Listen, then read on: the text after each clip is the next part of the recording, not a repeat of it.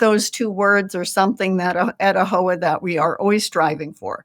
Bigger and better. Whatever we've done before, now we're trying to do it bigger and better. Welcome to the second season of The Modern Hotelier, the fastest growing hospitality podcast. Both hosts were named top 100 most powerful people in hospitality and voted fourth most popular podcast by the International Hospitality Institute. Each episode will get to know an industry expert and we'll discuss the latest trends in hospitality to help you, the modern hotelier. Welcome to The Modern Hotelier. I'm your host, David Malilly. And I'm Steve Karen. And I'm the producer, John Boomhofer.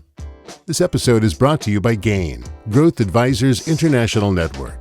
Travel and hospitality startups, scale-ups, and even enterprise businesses often struggle to identify and employ the best executives to ensure future growth. Many companies cannot commit financially to top-tier leaders in our vertical industry, if they can find them at all. If they find them and have the financial means to hire directly, those relationships often do not work out, and the replacement costs in time and money are crippling.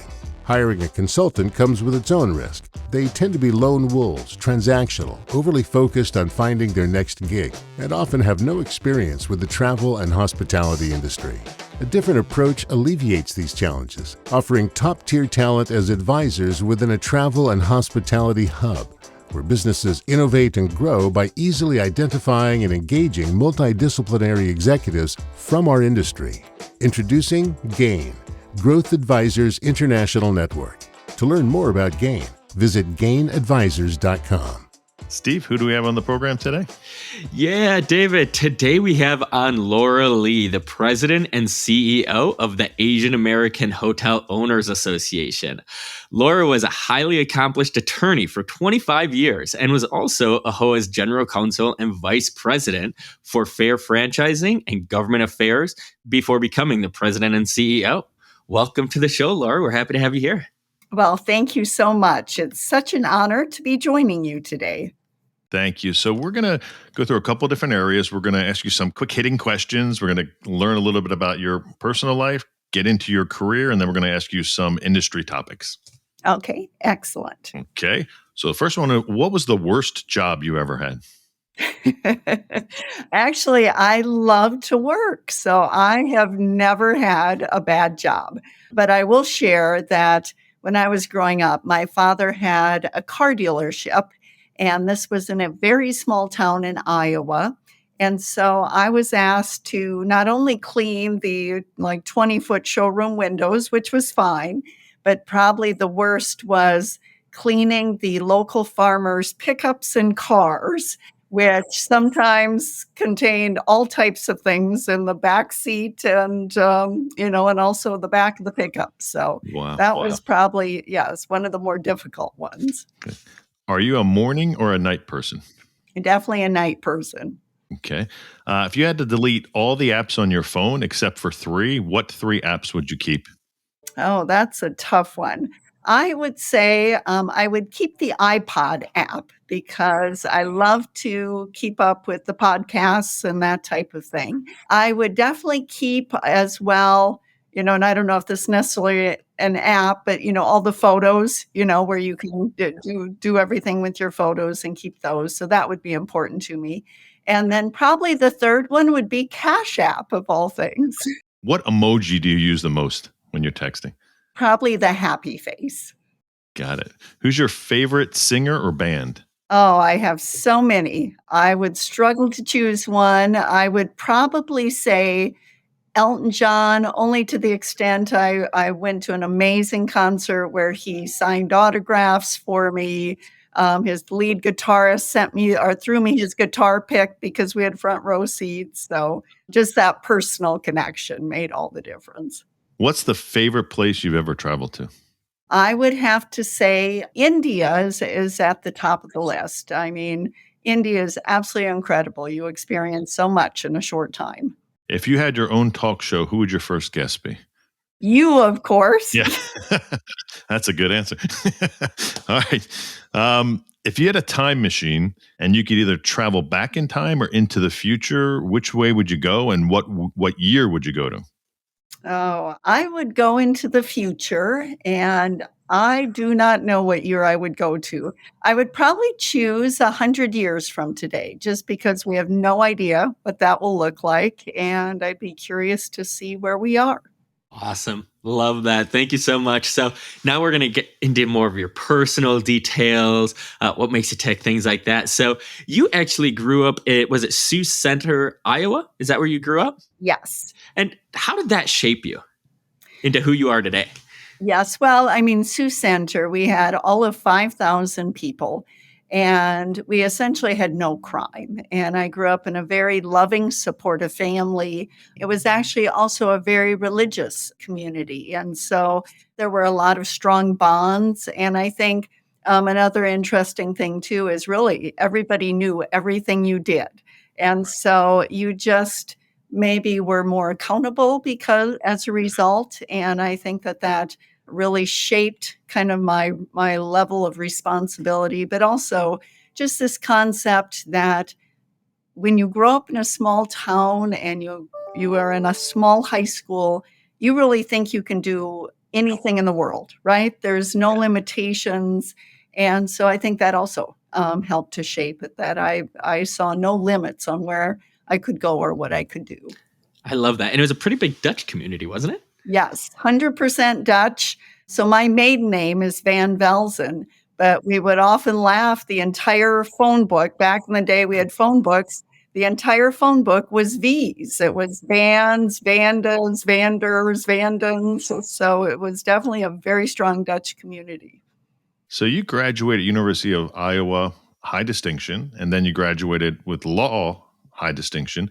What made you decide to go to Iowa, and what led you to law? Yes. Well, I actually did quite a bit of college hopping when I was young. And part of it was there was a small religious college in my hometown of Sioux Center.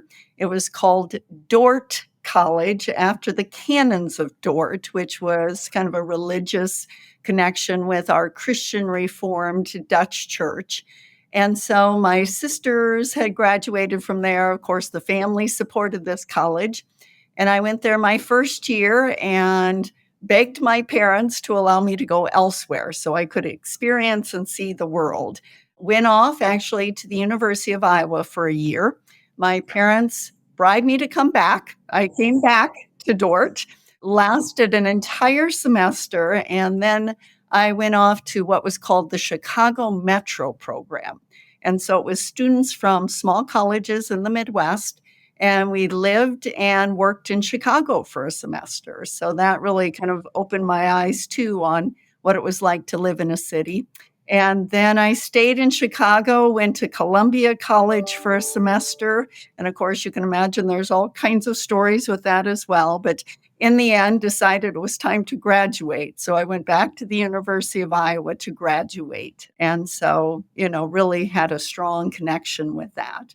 But then I was never intending actually to go to law school and ended up applying, taking the LSAT and did very well. And so I applied to Iowa, of course, naturally, applied to Pepperdine because I thought to live in Southern California and go to Pepperdine would be an amazing experience, and got a full ride at Pepperdine. So then Iowa heard about that, and they offered me a full ride as well. So I decided to stay in the state. So yes, many opportunities.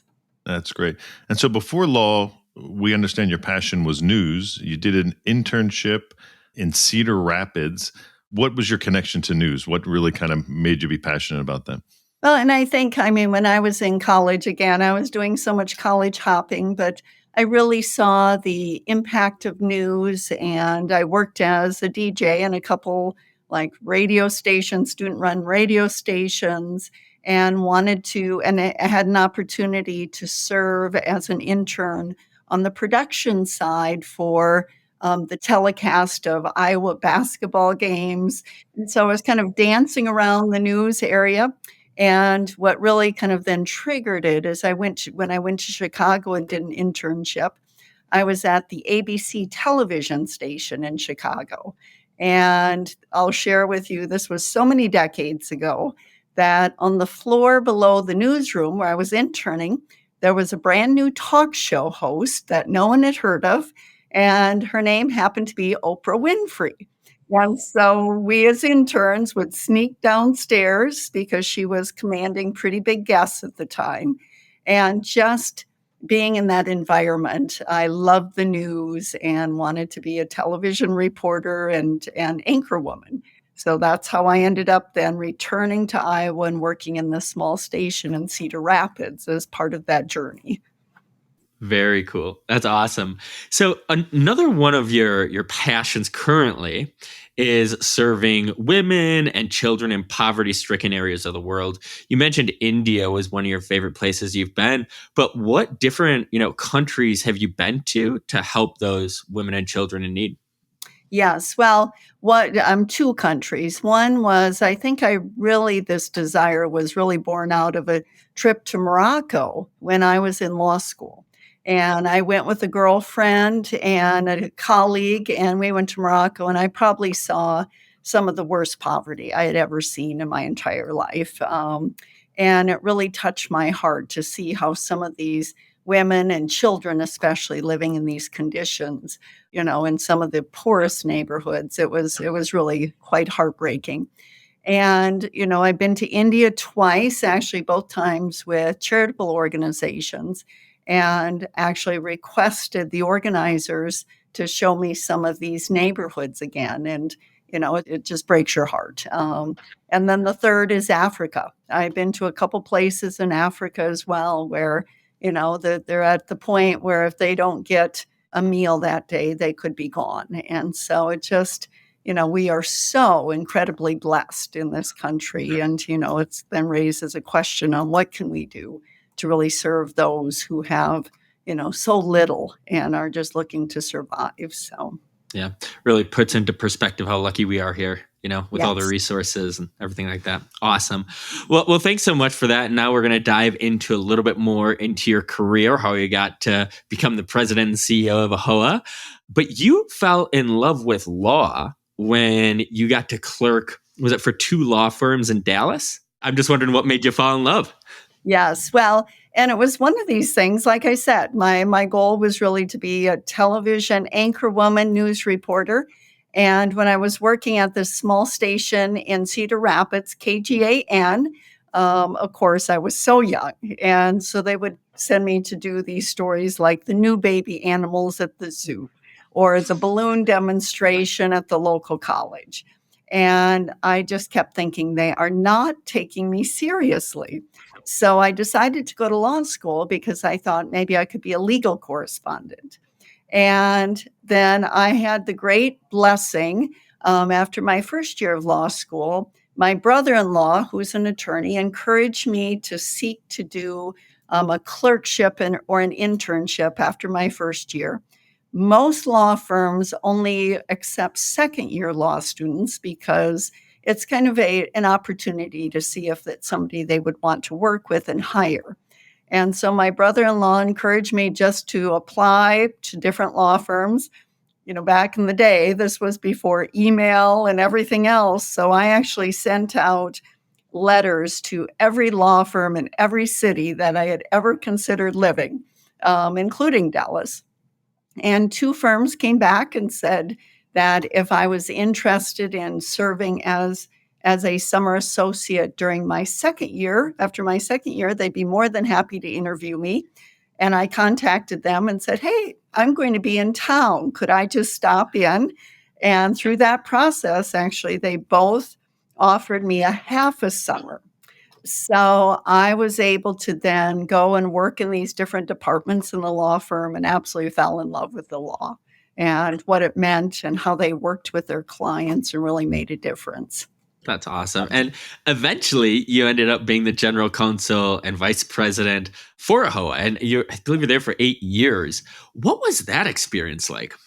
Yes. Well, I had moved to, and it's a long family story, but through a series of events, ended up moving to Atlanta. And I had two small children at home, and I had been in the area of law of complex litigation, which means trial work for very large companies. And of course, your hours are not your own. You're preparing for trial and you work night and day. And so I really wanted to find an in-house position that would be challenging. And I heard of AAHOA, had never heard of the association before, and came in for an interview and just fell in love with the opportunities. So I had an opportunity then to come in, and I was actually Vice President of Fair Franchising, Government Affairs, and General Counsel, mainly because we only had 10 employees in the entire office. So we wore many hats. And, it was just an incredible way to get to know the association. We would be involved in so many aspects of it and loved it then and still love it. So. Yeah, so you came back to AAHOA in 2022 as president and CEO. What kind of led you to that decision? What made you want to come back? Well, here during the time when I left AAHOA, that was back in 2014, and then receiving a call early last year in 2022, I had returned to my law firm, my prior law firm in California. And of course, here I was living in Newport Beach, working with this great firm in Irvine. And one day I got a call from one of our past chairmen at AAHOA saying, we're looking for a president and CEO. Would you be interested? And I had to stop and take a deep breath because I was loving what I was doing. But I thought to serve as the president and CEO of AAHOA, the world's largest, association of hotel owners in the entire world, and to really, to take that role on as a woman, it was just an answer I could not say no to. So I jumped at the chance and here I am. So. Wow. And do you have a personal, favorite accomplishment since you've been in this position? Oh, that's a tough one. There have been in the past year, the things that we have seen, everything from there was an ordinance in LA, in Los Angeles, and the concept at the time that LA is trying to pass is that for their homelessness crisis, there was a proposal that for every unhoused resident in the city, they could get a voucher to stay in the hotels. And as much as our members, have compassion for anyone who's lost their jobs, is living on the streets, this ordinance was of high concern because the city was proposing this without offering services to those who were living on the streets and then might be in the hotels. And as we know, unfortunately, many times there's physical disabilities, mental disabilities, addictions, and to just put, people that are struggling with any of these issues in a hotel room with no wraparound services caused high concern. So I was in Los Angeles. We rallied, kind of the AAHOA members in the city.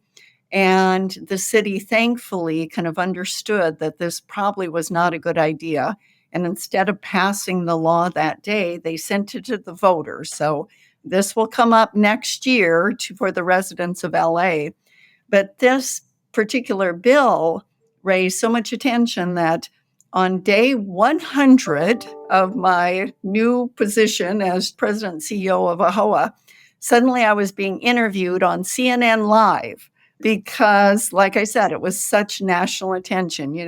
A few days before that, it was Fox Business News. So the media attention that the association has been receiving, of course, is a great tribute to all the work that's being done. But, of course, we launched her ownership, this inaugural, conference for women.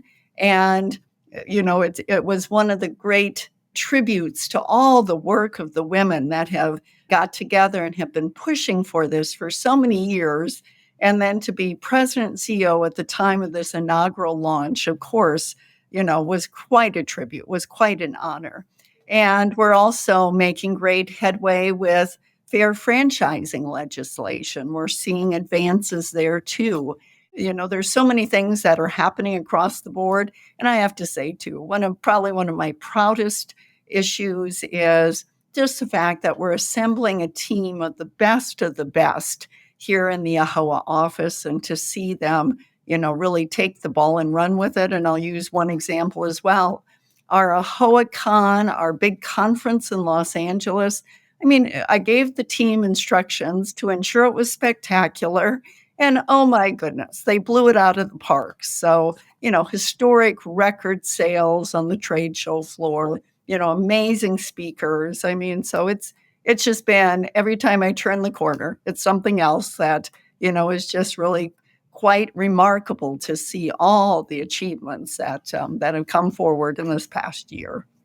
Absolutely. And I was at a HoaCon, and it was a very impressive show. The drone Yes. event that you had, it was like a fire. I don't know if anybody else saw, but it was like fireworks, except it did formations with drones, and it spelled out AAHOA, and it was in the Coliseum as well, which is an awesome place to be in. And then when you had that, everybody was talking about it. It was absolutely incredible. So your event team knocked it out of the park.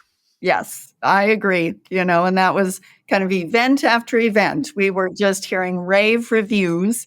And I'll make one other comment too, that at the end of it's tradition, at the end of our last day of general session, we open up the floor. We call it the open forum to the members. There's 2 microphones. Members can get up. They can make any comment that they want to, and the officers stand on the stage and respond accordingly. And I think this was the first year ever that there was not a single complaint. Now, there were recommendations, and we take those to heart, but to then have, hosted such an amazing AAHOA and not hear a single complaint, we all were just blessed with, with that kind of, praise and applause as well. So that was lovely to see. Awesome. Well, great job with the HoaCon. You guys knocked it out of the park, and it was great to hear it went well. So now we'll get into the industry thoughts a little bit more. And you touched on this, so I'm excited to hear what you think. But you're focusing on promoting fair franchising and franchise advocacy. What are you focusing on, and how is AAHOA helping you? Yes. And so part of it is to raise awareness. And some of this, of course, is coming out of COVID. A lot of our members, because of the pandemic, had their hotel room doors, shut for 12 months, some even 18 months. Some are still not back to pre-pandemic levels. Now, in some of the vacation areas, yes, they're doing better, or at least their room rates and things are higher than ever before. But coming out of it, I think our members expected to see probably more support from the franchisors. And of course, I can't say this across the board. Some of the bigger franchisors really stepped forward and really worked with the members. But others, I think it really raised awareness, where suddenly there were increased fees, and we were seeing something in the industry called rebates and commissions that were being paid by some of the mandated vendors to the franchisors. We were seeing what the franchisors were doing with loyalty points, where 2 of the biggest we saw during COVID, they actually sold loyalty points for $1 billion to American Express. Another one sold loyalty points for $920 million to American Express and to JP Morgan in order to survive COVID. But yet our members, as the hotel owners honoring these loyalty points, were receiving very little compensation for these free room nights. And so that's really been an effort to kind of raise awareness that, it's interesting. One of the key bills is what's happening in New Jersey, and it's passed the assembly. It's caused quite a bit of opposition. Now, it's not AAHOA's bill. We did not draft it, but we've been working with the sponsor of the bill, Assembly Member Raj Mukherjee, and we've suggested amendments to the bill, which he accepted. And the key points that we were seeking to amend is we wanted nothing that would impact brand standards. We wanted to ensure that brand standards would not be impacted at all. And another one was we didn't want anything in that bill that would impact the guest experience. So we recognize, and I'm a member of the traveling public, we go to our favorite hotels, our favorite brands, and we expect to have a great guest experience. So those were two things that we worked with him to ensure the bill would not address this. But at the same time, as I mentioned, to the extent that vendors are paying rebates or commissions to the franchisors, these should be disclosed. I mean, the bill does not say you cannot do it, but these should at least be disclosed and then returned to the franchisees for the betterment of the system. And I'll share one example that in 2022, one of the franchisors revealed in its FDD, called the Franchise Disclosure Document, it revealed that it had received $86.9 million in these rebates and commissions, but it was one sentence. And so we're asking, well, disclose then who you received that from and put it back into the system for the benefit of the franchisees. So these are some of the issues. It's really disclosure, transparency, and fairness that we're seeking. Absolutely. And you touched on this. I want to dive a little bit deeper, but kind of along with that, one of the things you're focusing on in that franchisor-franchisee relationship is improving the ROI and helping educate members about the legal aspects of their franchise agreements. What problems are you seeing with, franchisees not understanding their franchise agreements? And you also came up with a 12 points of fair franchising, correct? Yes. And so I'm glad you raised that because it's interesting. Back in the day when I was with AAHOA before, at the time when I first joined AAHOA in 2005, the 12 points of fair franchising were truly just 12 bullet points. And they were designed as an educational tool because a lot of our members at that time were first generation, immigrants coming in from India, signing these very complicated, lengthy franchise agreements, and often signing them without reading them, without retaining attorneys to better understand them. So the concept at the time was these are 12 bullet points that you should at least ask about or that you should look for in your franchise agreement so you're aware of what's in there. And one of my first jobs when I stepped into that role was to take those bullet points and start explaining them. In other words, put some background, put some commentary on why these are important. And so that became kind of the greater 12 points of fair franchising. And again, it was always designed as an educational tool. And stepping back into this role, back at last year at the AAHOA which was in Baltimore, the board, along with kind of the franchise committee, had revised some of the 12 points to really bring them up to speed. And they had revealed those to the members. And so stepping into this role, I did this whole 12 points educational series where we took each of the points, identified what it was, did commentary on it. I sometimes had guests involved, and just to explain to the members, this is why it's important. Now, maybe this particular point is not important to you, but at least you know why AAHOA wants you to be educated about this so that if you need to, you can talk to your franchisor, you can talk to your franchise attorney, and you won't be surprised in this franchise relationship. So you're also an advocate for building alliances to support the travel industry. We're pretty much close to the halfway point for 2023. How are you feeling about the travel industry right now? Well, I think our members are still very bullish on the travel industry. I mean, we're hearing, there's a lot of headwinds with talk of a recession and what this means. Of course, there's inflation, there are labor shortages and everything else, but yet our members are bullish on it. This is what they know. This is their livelihood. They have been through tremendous challenges in the past, including COVID, but yet I see them moving forward. They're continuing to look at signing new agreements, building, new hotels.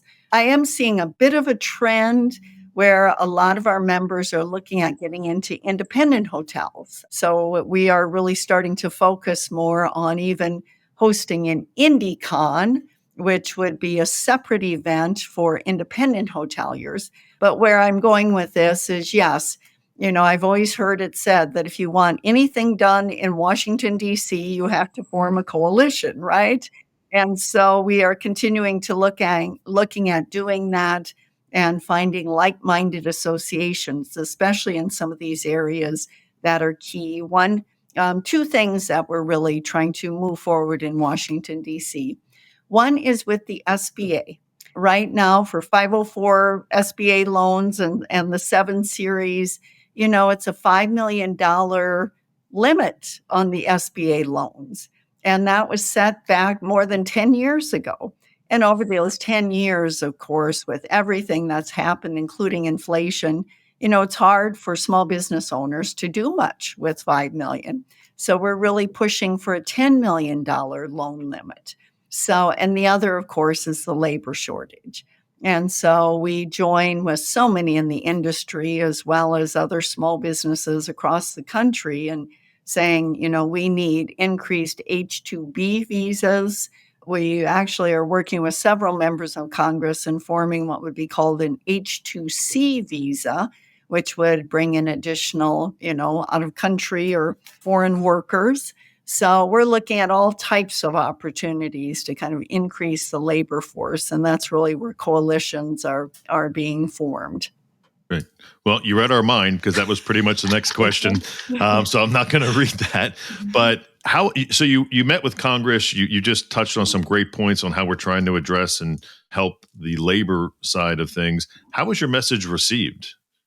It was actually received very well. And I'll start with the SBA loan limits.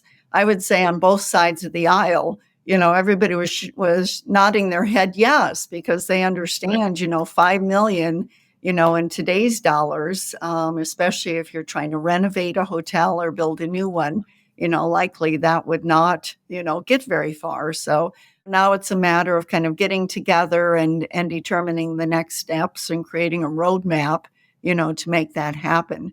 And same thing with, the labor shortage. Everybody understands, they're seeing it across the board too. They're going to their favorite restaurants, their favorite hotels. There's signs up everywhere that restaurants, hotels, retail stores, everybody's hiring and everybody's struggling. And so this concept of really coming up with some answers and trying to address that. And what I love is anytime there's a challenge, there's also, amazing opportunities that have arisen. And so even at AAHOA, we were seeing an increased discussion on how can technology help with this?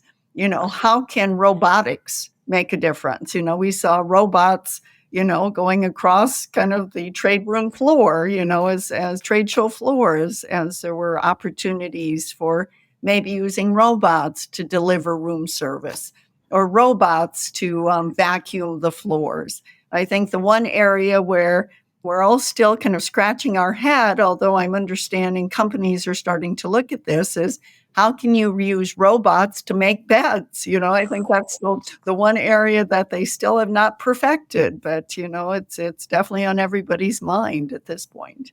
Absolutely. That's awesome. So, we had a HoaCon already this year, went well, as we said. What other exciting events or things do you have coming up here with the HOA the rest of the year?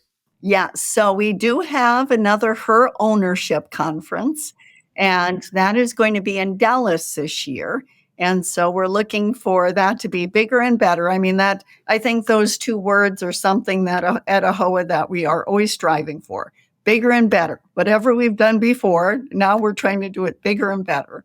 Like I said, we're also looking at doing an IndyCon, where it would be a kind of a standalone separate event for independent hoteliers with education, as well as with even, a trade show and that type of thing, so that they would also receive the resources that they're looking for.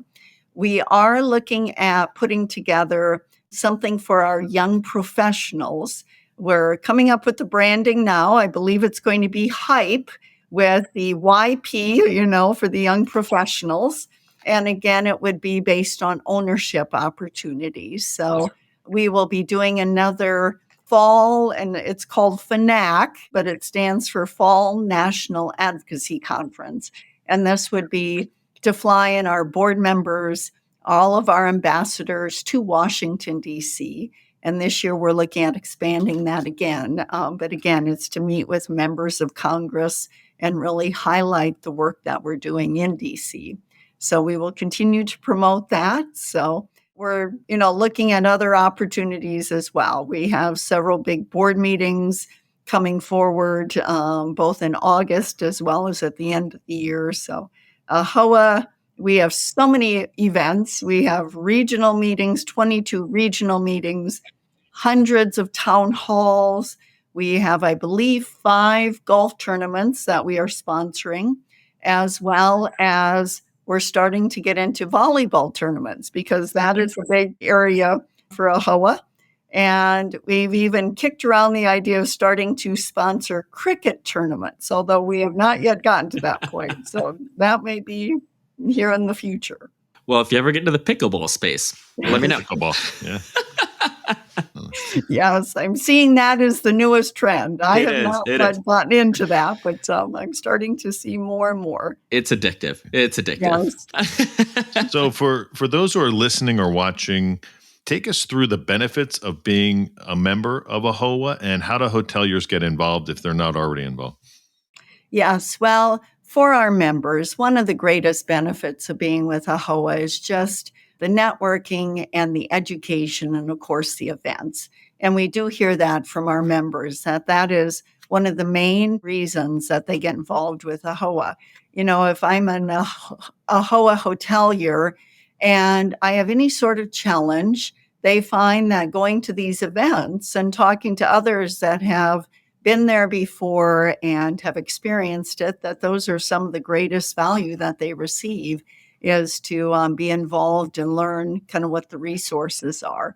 So, for our AAHOA members, and on that point too, we are increasing our education, and that involves everything from human trafficking, the best education and resources and certification that they can receive for that, as well as, like I said, the 12-point series. And we're increasing our webinars as well as we're about to launch. And this is something that we have not even announced yet, but I will share this with you. Hot news right here. Hot news, yes, breaking hot news that we're going to be doing an IPC, which is the immediate past chair. We're going to be launching a podcast where he meets with some of the leaders of AAHOA and really has an opportunity to connect with them. So we're really focusing more on a lot of the education this year because I know our members are calling for it. But, to be a member of AAHOA, I mean, it's really something that it's the entire community, which is what we love, to bring them all together and have them then address some of the key issues that they're facing in the industry. Absolutely. Well, that's good. Definitely a lot of value with being a member of AAHOA. And a podcast is a great idea.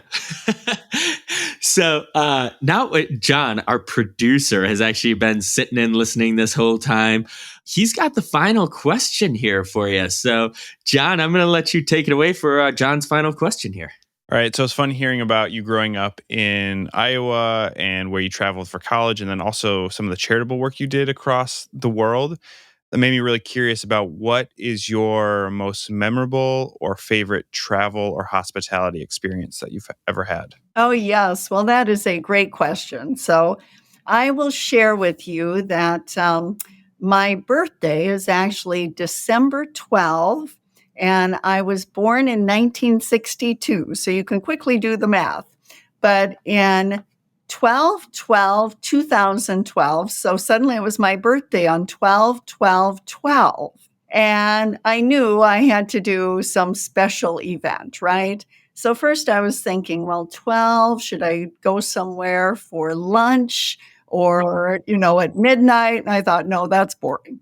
So then I decided, okay, I have to do something with the number 12. Let's get creative. And I thought, maybe I should go to where the 12th latitude of the world meets the 12th longitude, Well, that was in the middle of nowhere, and I didn't know how I would get there. So then I decided, well, I should go to the 12th wonder of the world. And initially that sounded lovely, but then I discovered it was much harder because the first 7 are pretty well established. But what is number 12? Well, I found a noted travel author, and he had ranked the top 100 places in the world to visit. And number 12 was the Ngorongoro crater in Tanzania, Africa. So I took my young children out of school and we flew to Africa, hired a guide, and we went to the Ngorongoro crater on, December 12th, 2012, and just had an amazing time. I mean, we then went on a safari afterwards, and, it was one of these bucket list items that I never thought that I would do. But because my birthday was on 12/12/12, I had to. I had no choice. And so absolutely one of the most incredible, adventures. I think we took 5,000 photos. We saw things I never anticipated seeing. We saw a cheetah kill. It was like being in National Geographic, with a front row seat, sitting in this Jeep and seeing Africa. So that was by far my favorite. Yes. Wow. Yeah. Well, that's incredible. Thank you so much. That actually brings us to the end of the Modern Hotelier. Before we go, you gave us a little bit, but tell us where people can find out more about AAHOA, the website, and we've gotten some of the events, but give us a little flavor around how they can get involved and find you. Right. Well, I mean, the website is always a great place to start. We also do our monthly magazine, which covers so much of what we do. We have a regular newsletter that we send to the members, and anybody can access that as well. You can look at any social media. I mean, we are on LinkedIn. That's kind of the daily activities, as well as we have YouTube videos. We're on Twitter.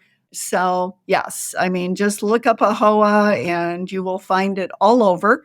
And it's kind of funny too, stepping in this role.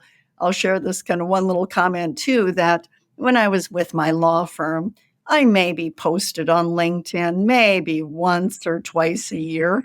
And now stepping into this role, that's a whole new data metric that we follow, is where are we on social media? So, and it's exciting. It's exciting to really see the influence of AAHOA and just the engagement of our members. So, but yes, you can find all the activities that we do on all of these different channels. That's great. Well, we really appreciate everything that you do for the industry. And that brings us to the end of the Modern Hotelier. And we would like to give you a very big thank you. Okay. Well, thank you. It was such an honor to join today. Appreciate it. Thank you. Appreciate Thanks, it. Laura. This episode is brought to you by GAIN, Growth Advisors International Network.